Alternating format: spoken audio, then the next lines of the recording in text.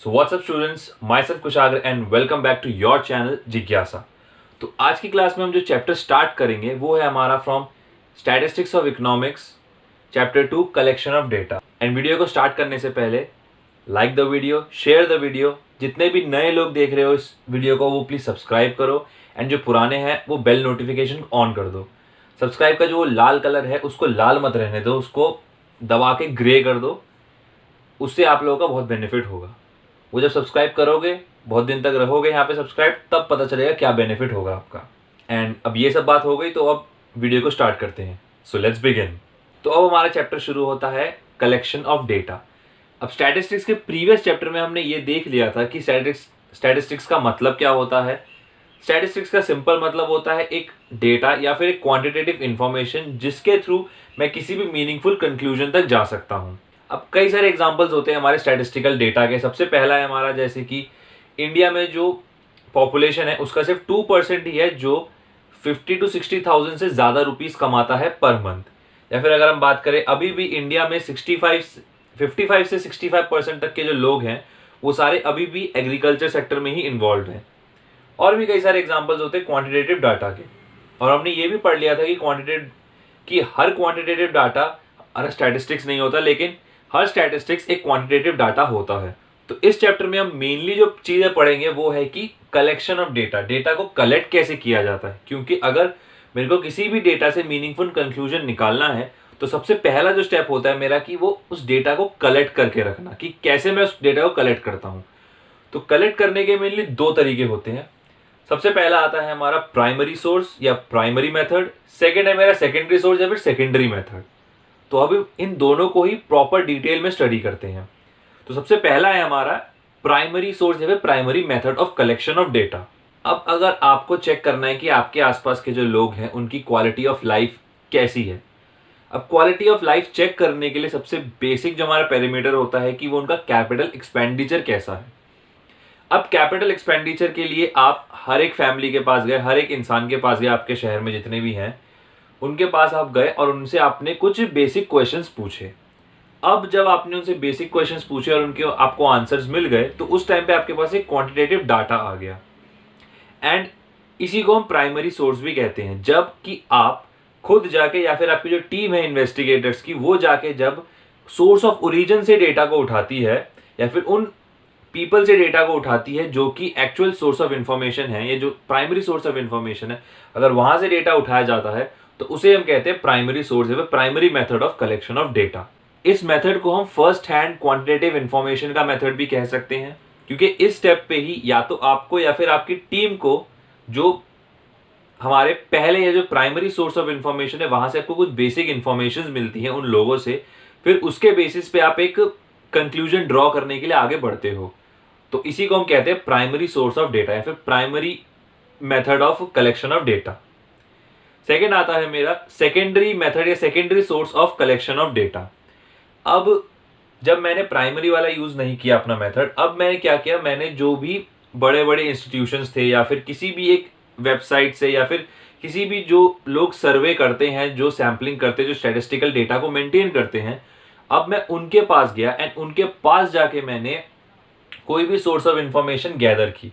अब जब मैं किसी एक थर्ड पार्टी के पास जाके अपनी सोर्स ऑफ इंफॉर्मेशन या फिर जो मेरी क्वांटिटेटिव डेटा है मैं उसको कलेक्ट करता हूं, तो उस मेथड को हम कहते हैं सेकेंडरी। क्योंकि यहाँ पे इसे हम इसलिए थर्ड पर्सन क्वांटिटेटिव इंफॉर्मेशन भी कहते हैं, क्योंकि हम डायरेक्टली उस पर्सन से या डायरेक्टली फर्स्ट पर्सन से या फिर जिस पर्सन की मेरे को इन्फॉर्मेशन चाहिए मैं उससे नहीं ले रहा, मैं किसी थर्ड पार्टी सोर्स से ही अपनी इन्फॉर्मेशन को गैदर कर रहा हूँ। अब दोनों का एक थोड़ा सा एग्जाम्पल से समझते हैं। अगर मैं प्राइमरी सोर्स के एग्जाम्पल की बात करूँ तो उसमें एग्जाम्पल हो सकता है कि जब मैंने हर एक स्कूल के स्टूडेंट से ये पूछा कि आपके इकोनॉमिक्स में, आपके बिजनेस में, आपके अकाउंटेंसी में कितने कितने मार्क्स आए हैं। अगर मैं हर एक ईयर के हर एक बच्चे से ये पूछता हूँ तो वो होता है मेरा प्राइमरी सोर्स का एक एग्जाम्पल। एंड अगर मैं सेकेंडरी सोर्स की बात करूँ तो मैंने एक्चुअल उन स्टूडेंट से बात नहीं करी, लेकिन मैंने जो स्कूल के रिकॉर्ड्स थे मैंने वहां से अपनी इंफॉर्मेशन गैदर करी। तो इस सिचुएशन को हम कह सकते हैं secondary source of collection of data. अब सोर्सेज के बेस पे हमारे डेटाज भी डिफाइंड होते हैं। तो जो भी प्राइमरी सोर्स से मेरे को मिलता है इंफॉर्मेशन या क्वांटिटेटिव डेटा उसे हम कहते हैं प्राइमरी डेटा, एंड जो भी मुझे सेकेंडरी सोर्स से मिलता है उसे हम कहते हैं सेकेंडरी डेटा। अब और थोड़ा सा डिटेल में स्टडी करते हैं कि अब हमारा प्राइमरी डेटा क्या होता है। तो प्राइमरी डेटा वो डेटा है जिसमें कि जो इन्वेस्टिगेटर है उसका एक खुद का अपना पर्पस है एंड वो बिगिनिंग से लेकर एंड तक उस डेटा को खुद ही कलेक्ट कर रहा है, तो उसी डेटा को हम कहते हैं प्राइमरी डेटा। हम प्राइमरी डेटा को मेनली सोर्स ऑफ ओरिजिन, जिस पॉइंट से मेरे को इन्फॉर्मेशन चाहिए उस पर्सन से ही जब मैं लेता हूं तो उसे हम प्राइमरी डेटा कहते हैं। एंड प्राइमरी डेटा को हम फर्स्ट हैंड इन्फॉर्मेशन भी कह सकते हैं, क्योंकि ये सबसे पहली बार कलेक्ट की जा रही है, ये पहले कभी कलेक्ट नहीं की गई। तो इसको और अच्छी तरह से इलस्ट्रेट या समझने के लिए हम एक एग्जाम्पल लेते हैं कि अगर मुझे क्लास 11th और क्लास 12th के जितने भी स्टूडेंट्स हैं उनकी बैकग्राउंड में पूरा सोशो इकोनॉमिक मुझे अगर उनका स्टेटस समझना है, तो इसके लिए मैं उन स्टूडेंट से ही बात करूंगा कि उनसे पूछूंगा कि आपको पॉकेट मनी अलाउंसेस कितने मिल रहे हैं, फिर आपकी फैमिली इनकम कितनी है, आपकी फैमिली में कितने लोग हैं और वो कितने एजुकेटेड हैं। तो अगर मैं सोर्स से इंफॉर्मेशन लेता हूं तो होता है वो मेरा प्राइमरी डेटा, क्योंकि इस केस में ही जो इन्फॉर्मेशन ली जा रही है वो एकदम सोर्स ऑफ ओरिजिन से ली जा रही है और ये पहली बार ली जा रही है। एंड जो इन्वेस्टिगेटर है उसका अपना खुद का पर्पस है इसको लेने का। अब नेक्स्ट टाइप का डेटा आता है हमारा सेकेंडरी डेटा। अब सेकेंडरी डेटा हमारा सेकेंड हैंड डेटा होता है। अब इसको क्यों सेकेंडरी या सेकेंड हैंड डेटा कहा जाता है, वो इसका रीजन यही है कि जो डेटा है ये मेनली मैं किसी भी थर्ड पार्टी या सेकेंड पार्टी सोर्स से ही मैं इस डेटा को ले रहा हूँ। मैं एज ए इन्वेस्टिगेटर नहीं हूँ जो कि खुद जाके डेटा को कलेक्ट कर रहा है, मैं या तो किसी भी पब्लिश्ड रिपोर्ट या फिर किसी भी अनपब्लिश्ड रिपोर्ट से मैं उस डेटा को ले रहा हूं और उसको अपने पर्पस के लिए यूज कर रहा हूं। तो इसीलिए हम इसको सेकेंड हैंड डेटा भी कहते हैं। अब इसका एक अच्छा एग्जांपल हो सकता है कि अगर मुझे इंडियन रेलवे के बारे में कुछ भी एक स्टैटिस्टिक्स बनानी है तो मैं डायरेक्टली जो इंडियन रेलवे की जो एनुअल रिपोर्ट होती है मैं उसको कंसिडर कर सकता हूं, क्योंकि उसमें प्रॉपर सारी डिटेल्स होती है इंडियन रेलवे के बारे में। अब कुछ प्राइमरी डिफरेंसेस भी होते हैं हमारे प्राइमरी डेटा और सेकेंडरी डेटा में। सबसे पहला हमारा प्राइमरी डिफरेंस है वो है कि difference on the base of originality. अब जो प्राइमरी डेटा है मेरा वो ओरिजिनल होता है क्योंकि उस डेटा को सबसे पहली बार लिया गया है एंड इन्वेस्टिगेटर जो है उसको सोर्स ऑफ ओरिजिन से ही कलेक्ट करता है, तो इसलिए ओरिजिनल डेटा है। एंड जो सेकेंडरी डेटा है हमारा वो ओरिजिनल नहीं है क्योंकि इसको किसी भी थर्ड पार्टी या फिर किसी भी सेकंड पार्टी इंस्टीट्यूशन से या किसी भी रिपोर्ट से लिया जाता है अपने यूज के लिए। फिर सेकंड है मेरा difference on the basis of suitability in objective. अब प्राइमरी डेटा में जो डेटा लिया जाता है वो इन्वेस्टिगेटर अपने ओन पर्पस के लिए उसको लेता है, तो यहाँ पे जो डेटा कलेक्ट ही किया जाता है उसको अपने ऑब्जेक्टिव को माइंड में रख के ही किया जाता है। लेकिन सेकेंडरी डेटा के केस में ये चीज नहीं होती, क्योंकि जो सेकेंडरी डेटा है हमारा उसको जब हम कलेक्ट करते हैं तो हम किसी भी पब्लिश्ड या फिर अनपब्लिश्ड रिपोर्ट से उसको कलेक्ट करते हैं एंड मुझे अपने ऑब्जेक्टिव के हिसाब से उस डेटा को हल्का फुल्का एडजस्ट करना पड़ता है। एंड थर्ड है मेरा कॉस्ट इन्वॉल्व या डिफरेंस ऑन कॉस्ट इन्वॉल्व। अब जो प्राइमरी डेटा है वो मेरा ज्यादा कॉस्टियर है। क्यों? क्योंकि जो इन्वेस्टिगेटर है उसको टाइम, मनी, एफर्ट्स बहुत ज्यादा लगाने पड़ते हैं क्योंकि उसको फर्स्ट हैंड डेटा कलेक्ट करना है एंड वो डेटा पहले कभी कलेक्ट नहीं किया गया एंड उसको सोर्स ऑफ ओरिजिन से कलेक्ट करना है, तो इसमें अच्छा खासा खर्चा होता है। लेकिन ऑन द अदर हैंड अगर मैं सेकेंडरी की बात करूं, क्योंकि मुझे सिर्फ एक पब्लिश्ड या फिर एक अनपब्लिश्ड रिपोर्ट चाहिए और उसको फिर मेरे लिए कलेक्शन हो जाएगी सेकेंडरी में, तो यहाँ पे जो है एक्सपेंस कम होता है मेरा। अब डेटा में कोई भी फंडामेंटल डिफरेंस नहीं होता हमारा, ये सिर्फ डिफरेंस होता है on the basis of collection. और डेटा क्योंकि डेटा ही होता है चाहे आप कहीं से भी लो, बस ये डिफरेंस यही है कि अगर आप इन्वेस्टिगेटर हो और आप एकदम सोर्स ऑफ ओरिजिन से डेटा को कलेक्ट कर रहे हो एंड उस डेटा को पहले कभी किसी ने कलेक्ट नहीं किया गया, अपने पर्पस के लिए कलेक्ट कर रहे हो डेटा, तो उसे हम फर्स्ट हैंड डेटा या फिर प्राइमरी डेटा कहते हैं। लेकिन अगर उसी डेटा को मैं किसी और पब्लिश्ड या फिर अनपब्लिश्ड रिपोर्ट से कलेक्ट कर रहा हूं तो उसे हम सेकेंड हैंड डेटा या फिर सेकेंडरी डेटा कहते हैं। तो कोई बेसिक या कोई फंडामेंटल डिफरेंस नहीं होता इन दोनों में, डिफरेंस सिर्फ इनके कलेक्शन के मेथड पे होता है। अब हमारा नेक्स्ट जो टॉपिक है वो है कि डेटा को कलेक्ट कैसे किया जाता है। अलग अलग तरीके होते हैं कलेक्ट करने के, प्राइमरी और सेकेंडरी तो है ही तरीका, लेकिन उसको भी थोड़ा डिटेल में और आगे हम बढ़ते हैं। अब मेनली हमारे 4 टाइप के तरीके ज्यादा होते हैं। सबसे पहला है हमारा तरीका जो कि है डायरेक्ट पर्सनल इन्वेस्टिगेशन। सेकेंड है मेरा इनडायरेक्ट ओरल इन्वेस्टिगेशन। थर्ड है मेरा information from the local sources और कोरस्पॉन्डेंट्स। एंड फोर्थ है मेरा इंफॉर्मेशन थ्रू द क्वेश्चनियर्स और शेड्यूल्स, जैसे कि हमारा मेलिंग मेथड हो सकता है या फिर एन्यूमिनेटर्स मेथड हो सकता है। तो मेनली ये 4 टाइप के हमारे तरीके होते हैं डेटा को कलेक्ट करने के। अब हम इन चारों को ही डिटेल में आगे पढ़ते हैं। अब सबसे पहला तरीका है हमारा डायरेक्ट पर्सनल इन्वेस्टिगेशन। अब डायरेक्ट पर्सनल इन्वेस्टिगेशन हमारा वो तरीका है जिसमें कि जो इन्वेस्टिगेटर है वो डायरेक्टली खुद जाके उन पर्सन से या फिर उन लोगों से बात करता है और डेटा को कलेक्ट करता है। अब इन अदर वर्ड्स हम ये भी कह सकते हैं कि जो इन्वेस्टिगेटर है वो एक डायरेक्ट रिलेशनशिप बनाता है उन लोगों के साथ, उनके कांटेक्ट में आके, जिससे कि उन इन्वेस्टिगेटर को अपनी इंफॉर्मेशन चाहिए।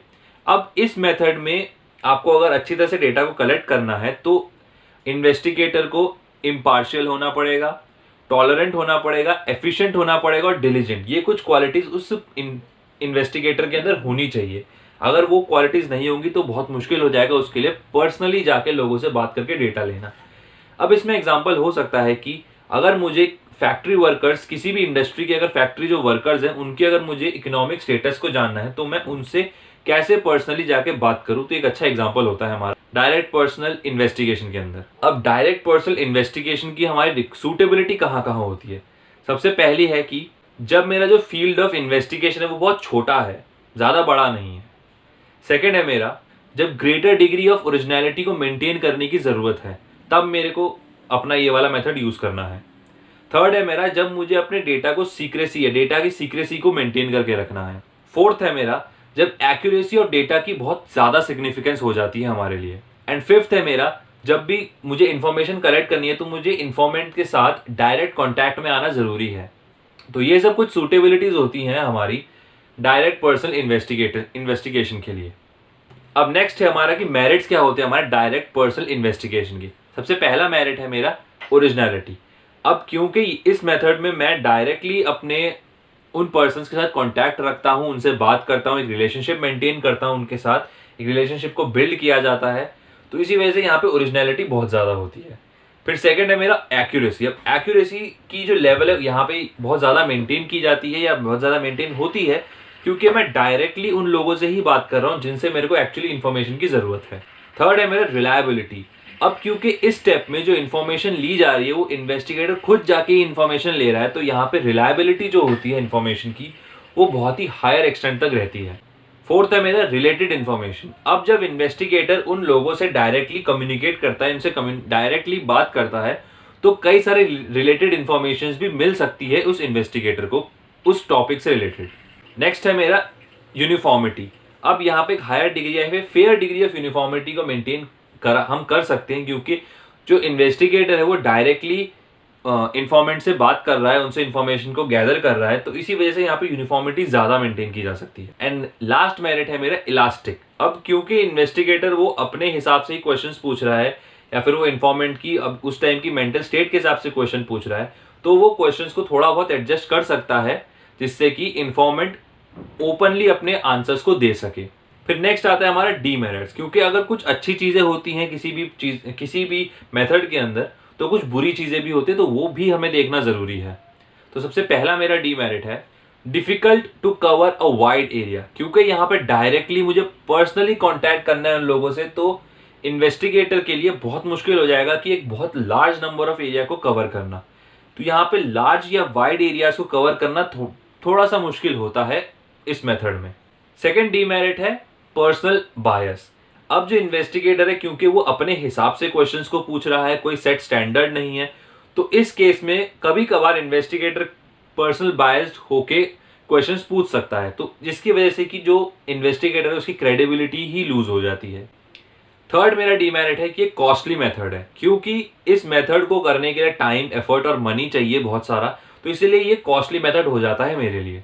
एंड मेरा लास्ट डीमेरिट है कि लिमिटेड कवरेज एरिया। क्योंकि इस मेथड को मैं छोटे एरिया में ही परफॉर्म कर सकता हूं, तो जिसकी वजह से कि रिप्रेजेंटेटिव डेटा नहीं हो पाता ये कि किसी भी एक सोसाइटी के सेक्शन को रिप्रेजेंट कर सके, तो इसी वजह से जो कवरेज एरिया होता है मेरा कि इस मेथड में डेटा को कलेक्ट करने का, वो बहुत ही कम होता है।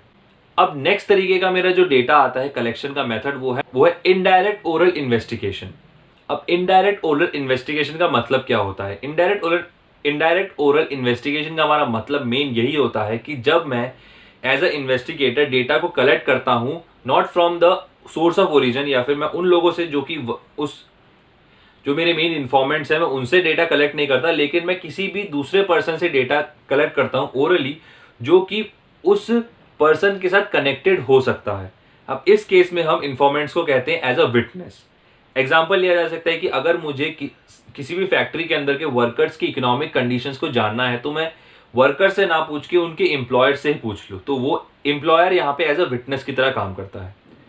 अब इसमें नेक्स्ट टॉपिक आता है मेरा कि सूटेबिलिटी कहाँ कहाँ है इनडायरेक्ट ओरल इन्वेस्टिगेशन की। सबसे पहली सूटेबिलिटी है कि जब मेरा जो फील्ड ऑफ इंफॉर्मेशन है, फील्ड ऑफ वर्क है, वो बहुत ज़्यादा बड़ा है, जब बड़ी जगह मुझे कवर करनी है तो मैं इनडायरेक्ट ओरल इन्वेस्टिगेशन को यूज़ करता हूँ। सेकेंड सूटेबिलिटी है कि जब मेरी इन्फॉर्मेंट्स के साथ डायरेक्ट कॉन्टैक्ट होने की पॉसिबिलिटी ही कम है, मैं डायरेक्ट कॉन्टैक्ट नहीं कर सकता इन्फॉर्मेंट्स के साथ, तब मैं इस मेथड को यूज़ करता हूँ। थर्ड है मेरा जब मेरे जो कंसर्न इन्फॉर्मेंट्स हैं वो अनेबल हैं कि वो इन्फॉर्मेशन दे सके ड्यू टू इग्नोरेंस या फिर लैक ऑफ नॉलेज या फिर इलिटरेसी की वजह से, तो उस केस में भी मैं इनडायरेक्ट ओरल इन्वेस्टिगेशन को ज़्यादा यूज़ करता हूँ।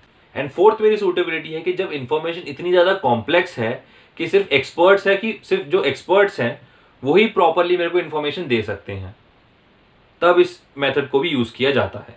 एंड इस मेथड को मेनली गवर्नमेंट या फिर नॉन गवर्नमेंट इंस्टीट्यूट्स या फिर कुछ बड़ी बड़ी कमिटीज ज़्यादातर यूज़ करती हैं इस मेथड को। फिर नेक्स्ट टॉपिक आता है मेरा इसी के अंदर, वो है merits of indirect oral investigation.